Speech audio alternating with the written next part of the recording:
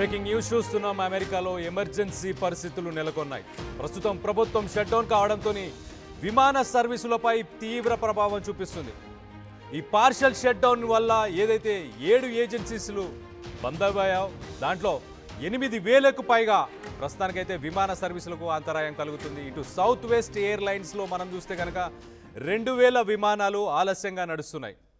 అలాగే ఆలస్యంగా నడుస్తున్న 1,200 అమెరికన్ ఎయిర్లైన్స్కి సంబంధించిన విమానాలు, యునైటెడ్ ఎయిర్లైన్స్కి సంబంధించిన విమానాలు దాదాపు 739 విమానాలు ఆలస్యంగా నడుస్తున్నాయి.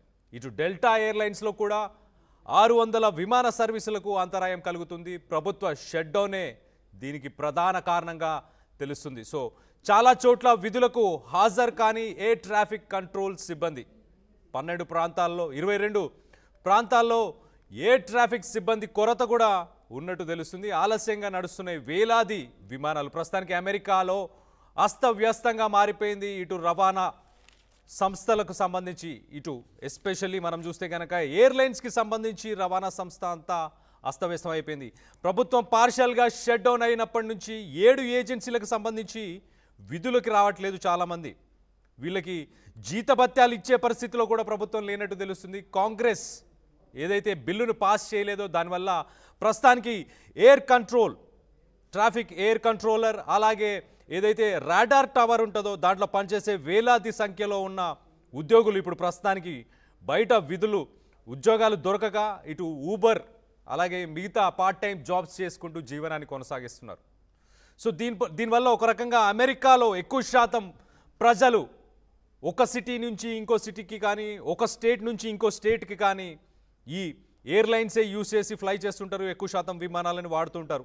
కానీ ప్రస్తుతానికి కొన్ని వేల సంఖ్యలో ఈ విమానాలు ప్రస్తుతానికి ఆ సర్వీసెస్ అంతా అంతరాయం కలుగుతుంది. ఎందుకంటే ఈ రేడార్ టవర్లో కానీ ట్రాఫిక్ కంట్రోల్కి సంబంధించి ఎయిర్ ట్రాఫిక్ కంట్రోలర్కి సంబంధించిన సిబ్బంది వీళ్ళందరూ కూడా విధులకి ఎవరు హాజరవ్వట్లేదు.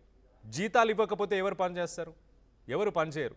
అలాంటి పరిస్థితి ప్రస్తుతం అమెరికాలో నెలకొంది. సో మొత్తం మీద అయితే చాలా ఎయిర్లైన్స్కి సంబంధించిన ఫ్లైట్స్ అన్నీ కూడా డిలే అవుతున్నాయి. ఒకసారి మనం చూస్తే దాని ఎఫెక్ట్స్ ఒకసారి చూస్తే కనుక కంట్రోలర్ షార్టేజెస్ ఒకటి, అలాగే సిక్ కాల్స్, అంటే మాకు ఒంట్లో బాగాలేదు మేమంతా సిక్ ఉన్నామని చెప్పేసి విధులకి ఎవరు హాజరవ్వట్లేదు. సో దానివల్ల మొత్తానికైతే ఫ్లైట్ డిలేస్ అవుతున్నాయి. సో ఫ్లైట్ ల్యాండ్ అవ్వడానికి, ఫ్లైట్ టేక్ ఆఫ్ అవ్వడానికి ముఖ్యంగా ఈ ఎయిర్ కంట్రోలర్, ట్రాఫిక్ కంట్రోలర్కి సంబంధించిన వాళ్ళే దీన్ని మానిటర్ చేస్తుంటారు. వాళ్ళే పైలట్స్కి డైరెక్షన్స్ ఇస్తూ ఉంటారు. ఎవరు ఫ్లై చేయాలి, ఎవరు ల్యాండ్ అవ్వాలి అన్న ఇన్స్ట్రక్షన్స్ అంతా వీళ్ళ నుంచే వెళ్తుంటాయి. ఆ సిబ్బంది లేకపోతే సో ఫ్లైట్స్కి ల్యాండ్ అవ్వడానికి, టేక్ ఆఫ్ అవ్వడానికి కూడా కొంత సిబ్బందితోనే రన్ చేయాల్సిన పరిస్థితి ప్రస్తుతం అయితే అమెరికన్ ఎయిర్లైన్స్ అన్నిటికీ ఏర్పడినట్టు తెలుస్తుంది. దీనివల్ల ప్రస్తుతానికి air traffic control FAA short staffed towers and centres lead to periodic triggers where reduced staffing forces follow restrictions, ground delays and temporary closures of non critical facilities. So మొత్తం మీద grounding అవ్వడానికి, అదే land అవ్వడానికి delays జరుగుతున్నాయి. అలాగే traffic flow అవ్వడానికి కూడా కొంత ఆంక్షలు కూడా ఉన్నట్టు తెలుస్తుంది. సో మొత్తానికైతే ప్రస్తుతానికి అమెరికాలో ఒక గడ్డు కాలం అని చెప్పుకోవచ్చు. అమెరికాలో ప్రభుత్వ షట్డౌన్ ప్రభావం ప్రస్తుతానికి విమాన సర్వీసులపై తీవ్రంగా పడిందని చెప్పుకోవచ్చు. రాజ్యం వ్యాప్తంగా మొత్తంగా చూసుకుంటే కనుక ఆదివారం దాదాపు 8,000కు పైగా విమాన సర్వీసులకు అంతరాయం కలిగింది.